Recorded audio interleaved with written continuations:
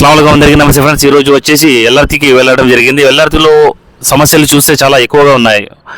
Entrance అయిన వెంటనే right సైడ్లో మసీద్ కట్టడాలు స్టార్ట్ అయ్యాయి. దానికి దాదాపు 200 సిమెంట్ బస్తాలు సౌదీలో వారు ఇవ్వడం జరిగింది. అది వచ్చేసి దర్గా ఎల్ఆర్టీ దర్గా వక్బోర్డ్కి చెందింది.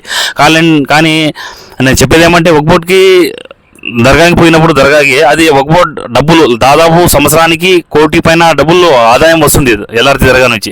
ఆ డబ్బు ఎక్కడ పోతుంది? అభివృద్ధి అనేది లేదు. ఇంకోటి డస్ట్ ఎట్లా ఎంత గలీజ్ ఉందంటే మసీద్ లోపల ఎంట్రెన్స్ రాత్రి అయితే పండుకుంటారు. అక్కడ చూడవచ్చు ఇంత వాసన ఉంది, దుర్వాసన చూసేలేము మనం. వజూఖానా అంటే మనం నమాజ్ చేసేటప్పుడు కాలు చేతులు కడుక్కోవాలంటే నీళ్ళు ఫెసిలిటీస్ సరిగా లేవు. అది కూడా చాలా దీని మీద వక్బోర్డ్ వాళ్ళు నిద్రపోతున్నారు. దీని మీద కూడా పై అధికారులు వెంటనే స్పందించాలి.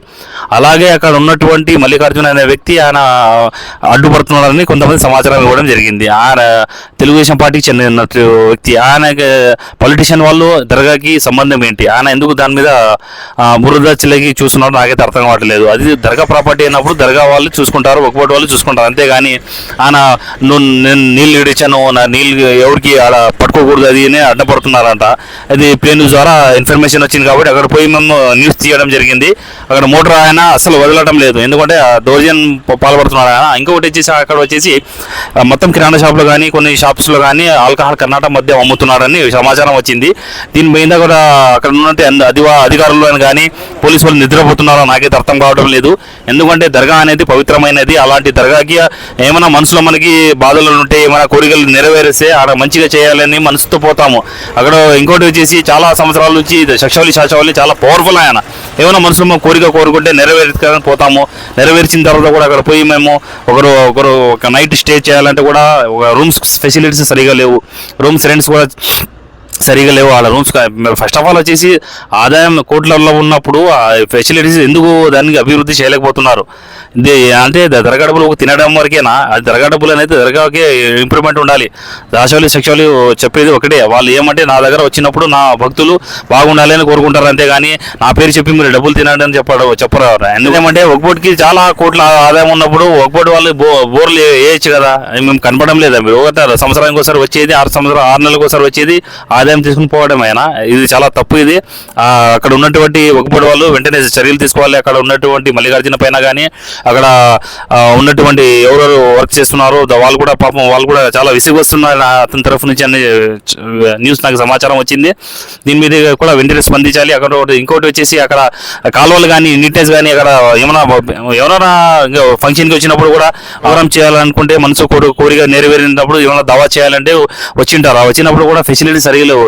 కాలువల్లో నిండి బయట వస్తున్నాయి. దాంతో దోమలు ఈగలు వచ్చి పండుగలు లేకుండా పరిస్థితులు ఉన్నాయి. దీని మీద కూడా పై అధికారులు నిద్రపోతున్నారు. దీని మీద స్పందించాలి. ఎందుకంటే దర్గా ప్రాపర్టీ దర్గాకి చెందాలా. అక్కడ దర్గాకి బాగా డెవలప్మెంట్ చేయండి. షాషావలి గారు కోరేది ఒకటి, నా భక్తులు నా కోసం వచ్చే వాళ్ళకి బాగా ఫెసిలిటీ బాగా ఇవ్వండి అని కోరుకుంటారు. అంతేగాని వక్బోర్డ్ నుంచి వచ్చి వాళ్ళ డబ్బులు 6 నెలలకు ఒకసారి సంవత్సరానికి ఒకసారి కోట్లు తీసుకుపోతానంటే అది షాషావలి దెబ్బ పడిందంటే ఎవరు కోలుకోలేరు. ఎందుకంటే చాలా పవర్ఫుల్ ఆయన.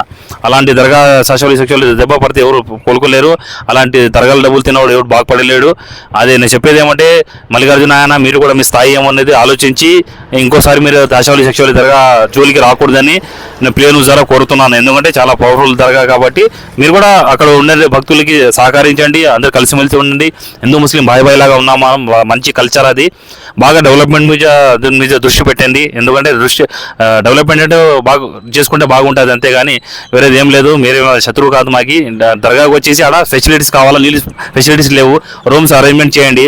అక్కడ నేను చెప్పేది ఒకటే, ఇన్ని సంవత్సరాలు చిన్నప్పటి చూసినాం కాబట్టి రోడ్స్ కూడా సరిగా లేవు. అక్కడ షాషావలి ఎల్ఆర్టీ దర్గా అక్కడ బాగా ఫెసిలిటీస్ చేస్తారని ఆశిస్తున్నాను. నా పేరు మమతో ప్లేన్ ఆదోని. ఆర్టీ డెంటల్ క్లినిక్ గత 25 సంవత్సరాల నుండి దంత వైద్య రంగంలో అపార అనుభవం గడించిన doctor A Raj Kumar Reddy garu PDS dental surgeon గారి ఆధ్వర్యంలో ఆర్కే దంత వైద్యశాల నందు అత్యాధునిక పరికరాలతో అత్యుత్తమమైన వైద్య సేవలు అందించబడుచున్నవి. మా ప్రత్యేకతలు ఎత్తు వంకర పళ్ళు సరిచేయుట, root canal treatment, dental implant, laser treatment, clips, composite చికిత్సలు, చిగుళ్లకు సంబంధించిన మరియు విరిగిన దవడ ఎముకలకు శస్త్రచికిత్సలు చేయబడును. అన్ని రకముల దంత వైద్య సేవలు అందించబడును. ఆనిముత్యాల్లాంటి మీ దంతాల సంరక్షణకై మీ అందమైన చిరునవ్వుకు మరింత అందాన్ని చేకూర్చేందుకు విచ్చేయండి RK dental clinic, shop number 19/417, first floor, Balaji complex, B new mobiles పైన, మున్సిపల్ స్కూల్ ఎదురుగా, ఆదోని. Contact phone 08512251525, cell 7396003394.